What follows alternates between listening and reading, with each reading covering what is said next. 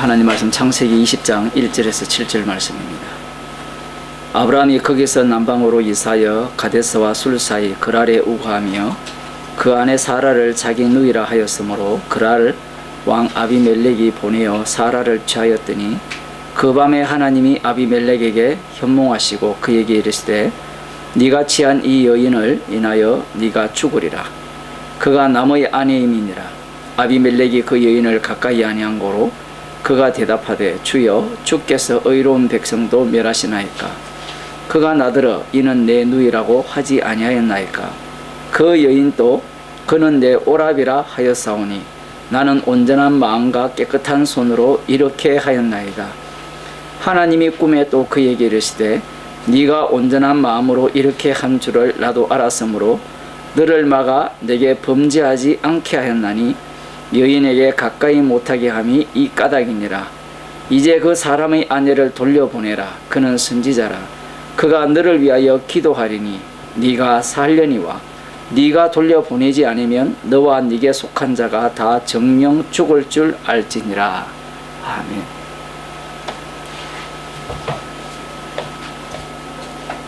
오늘 본문은 우리들이 정말 당황스러울 수밖에 없는 내용을 담고 있습니다. 왜냐하면 지금 사라의 나이가 90세예요. 아브라함이 100세고요. 아니 90세가 얼마나 미녀이길래 그 아브라함이 아내를 누이라 해서 이 그랄 왕 아비멜렉이 취하도록 했느냐, 여기에 대한 의문을 가질 수 있습니다.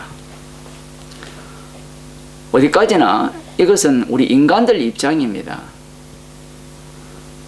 주님이 그렇게 하셨으면 그런 겁니다. 아브라함은 미녀를 데리고 다닌 모양이에요. 매력적인 여인을 아내로 둔 모양입니다.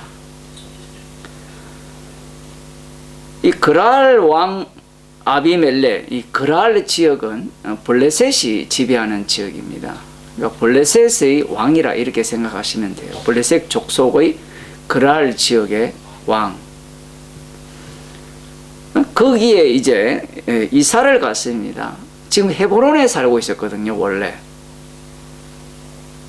헤브론에서 그 땅에 사는 사람들과 동맹을 맺었고, 어쨌든 그들과 함께 별로 관계가 나쁘지 않게 이렇게 살아가고 있었습니다. 어쨌든 그런 상황에서 이 소돔성과 고모라에 대한 멸망을 아브라함이 두 눈으로 목격했죠. 불길은 보지 않았지만 연기는 봤습니다. 그 사건 이후에 아브라함이 남방으로 이사를 한 거예요. 사실은 남방이라기보다는 서남쪽이에요. 서남쪽. 그럼 왜 이 그랄 땅 지역으로 갔느냐? 헤브론이 여기 있으면 이쪽이 소돔과 고모라면 지도상으로 이쪽이 그랄 지역이에요. 왜 갔는지는 나오지는 않습니다. 단지 우리들이 성경을 읽으면서 짐작할 수 있는 것은 거리두기죠.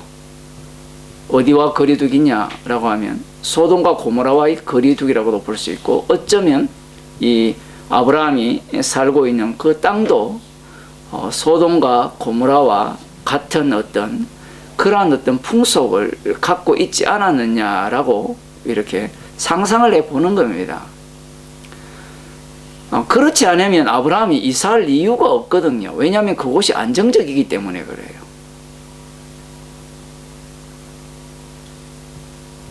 하나님께서 이사하라고 하신 적도 없고요.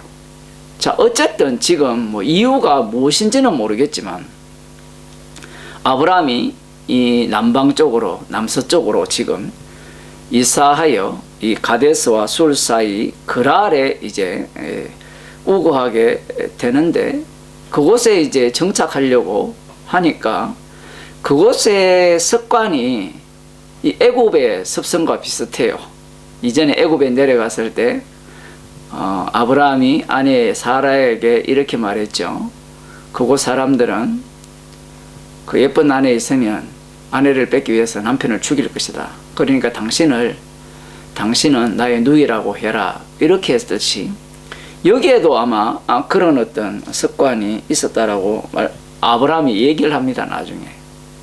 그래서 아내를 이 누이로 속이죠. 그랄 왕 아비멜렉은 그것도 모르고 이제 이 사라를 취했던 겁니다. 여기에서도 우리들이 정말 이상하게 생각되는 부분이 이겁니다. 아브라함이 여호와 하나님을 여러 번 만났죠. 약속도 이렇게 받고 언약도 세웠고 영원한 언약인 할례 언약도 세웠잖아요. 그리고 얼마 전엔 소돔과 고모라 성의 멸망에 대한 그것도 두 눈으로 목격을 했잖아요. 그 정도 되면 약속을 굳게 잡아야 하지 않습니까? 무슨 얘기인가 하면 분명히 사라의 몸에서 약속의 자녀가 태어난다고 하셨고 그 태어날 자녀의 이름까지 지어주셨거든요. 그 이름이 이삭이란 말입니다. 그런데 약속의 자녀를 낳을 그렇게 기다리는 약속의 자녀를 기다리면서 약속의 자녀를 낳을 자신의 아내 사라를 그랄 왕 아비멜렉에게 준다. 이게 납득이 됩니까? 아마 사람들이, 이 교인들이 이 본문을 읽으면서 굉장히 당황할 겁니다. 시간이 지나잖아요. 사람은 시간이 지나면 그런 얘기를 하죠.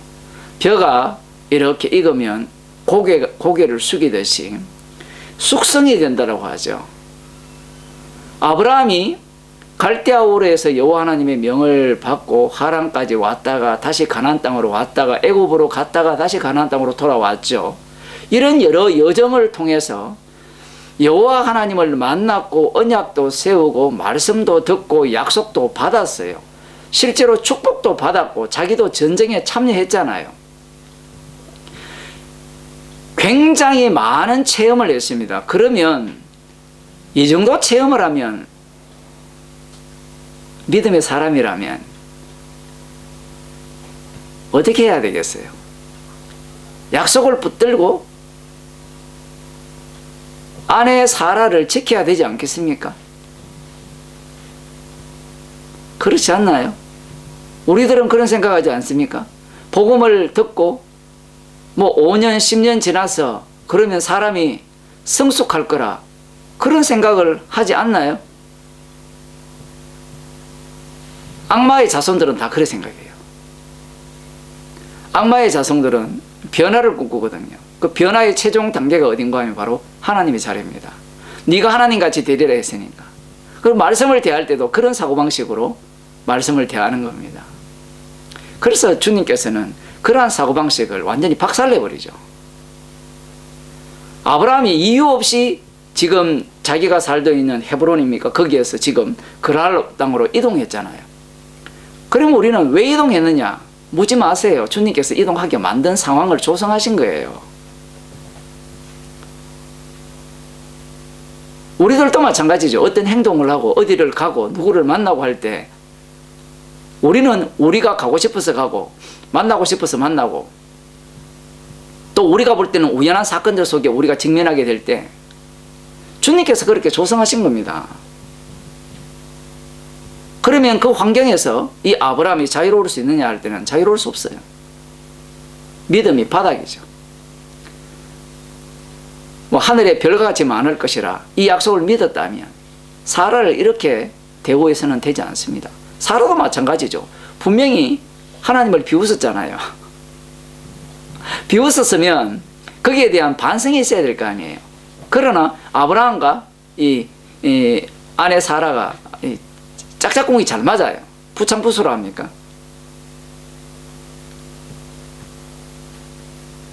납득이 안 되죠.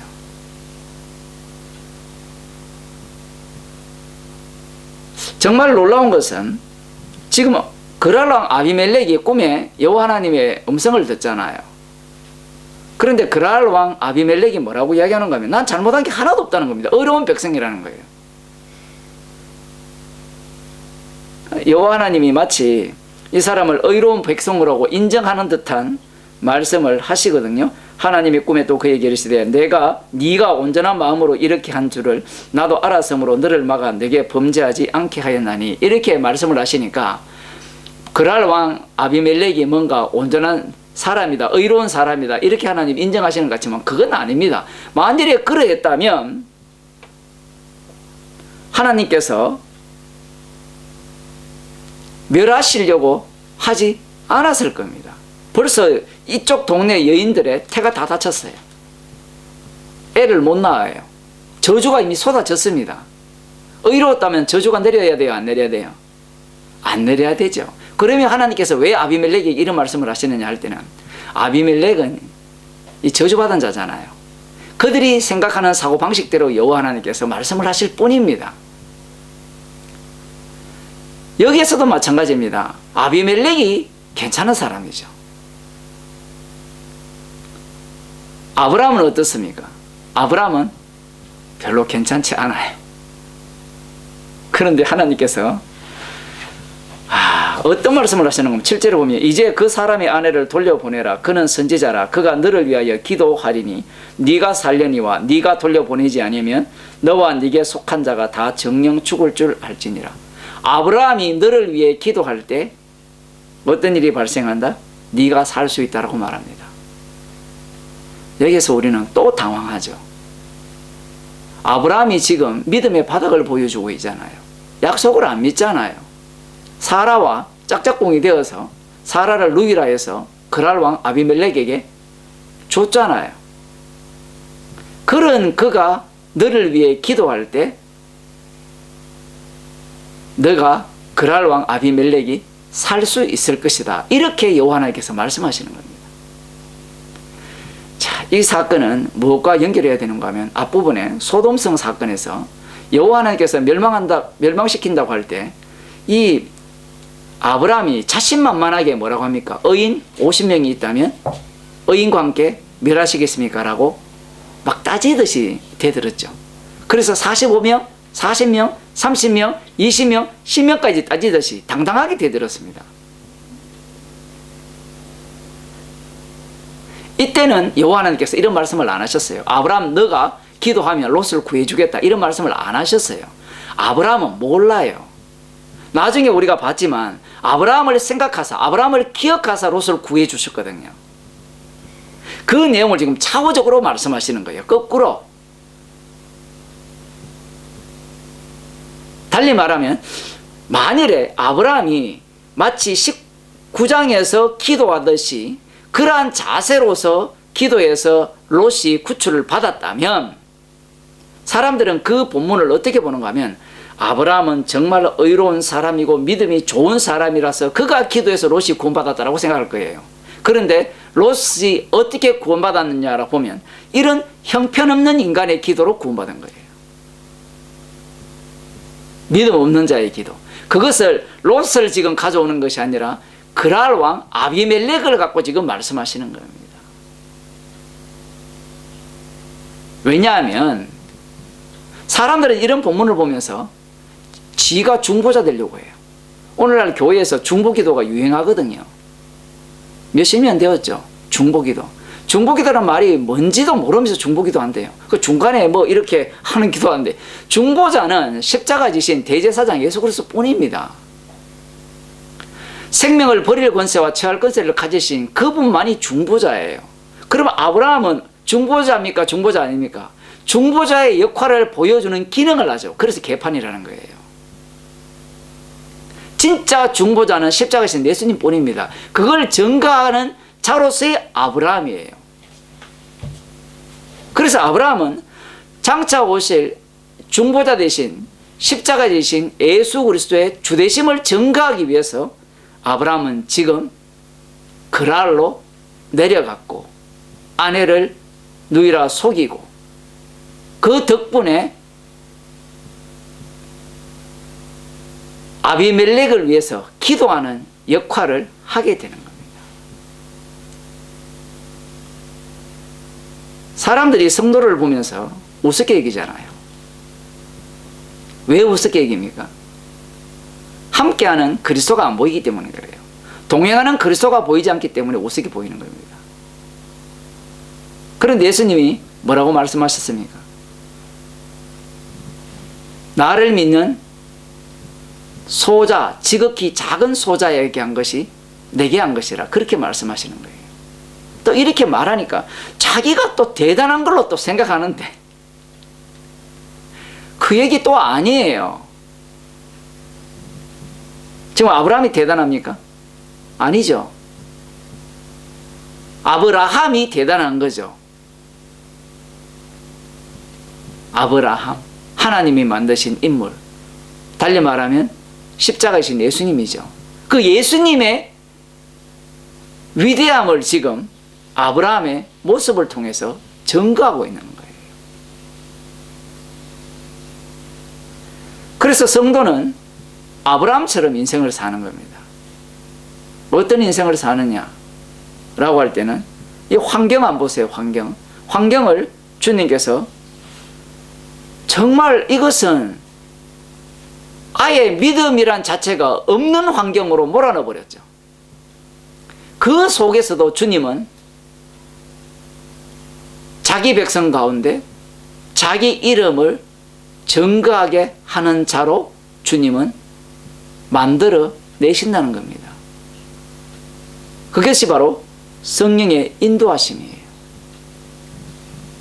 그래서 성도는 어떠한 환경 속에서도 그 십자가의 피를 증거하는 증인으로 주님은 반드시 만들어 내시는 겁니다. 그렇게 살려지는 자가 주님의 백성입니다. 그러니 만일에 이 아비멜렉이 한번 생각해 보세요.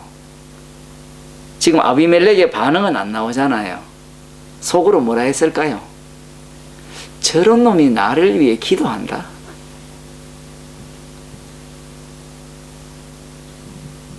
정말 기도하니까 태가 열렸거든요. 저주가 풀렸어요. 기겁할 일 아닙니까? 그런 조롱을 받는 자가 바로 십자가의 증인입니다. 기도하겠습니다.